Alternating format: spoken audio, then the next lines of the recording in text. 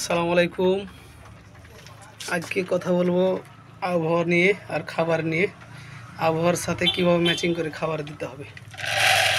কথা হলো দর্শক, যারা কবুতর পালছেন অনেক দিন যাবত, দেখা যায় যে ঋতু যখন চেঞ্জ হয় অনেকগুলো কবুতর অ্যাক্সিডেন্টে মারা যায় অসুস্থ হয়ে। তো যখন আপনার ঋতু চেঞ্জ হবে তখন আপনার কবুতরকে দিবেন নাপা সিরাপ আর ড্রপ ব্যবহার করবেন।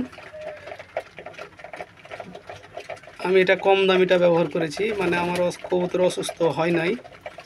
আর যাদের কবুতরের চোখ পেস্টাই, এই যে ঋতু চেঞ্জ হলে কিন্তু চোখে পেস্টি হবে, চোখে পানি ঝরবে, তারা অবশ্যই ড্রপ ব্যবহার করবেন কবুতরকে।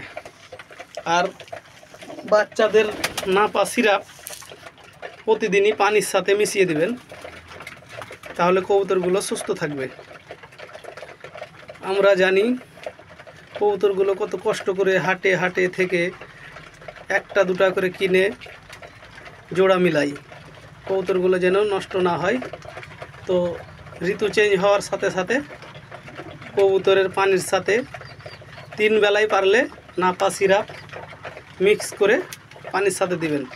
আর খাবারটা হলো ভালো শুকনা পুষ্টিকর খাবার দিবেন। এই যে আমি গম খাওয়াই, গম ভুট্টা, এই দুটা জিনিস পারলে এই দুটা খাবার বেশি খাওয়াবেন।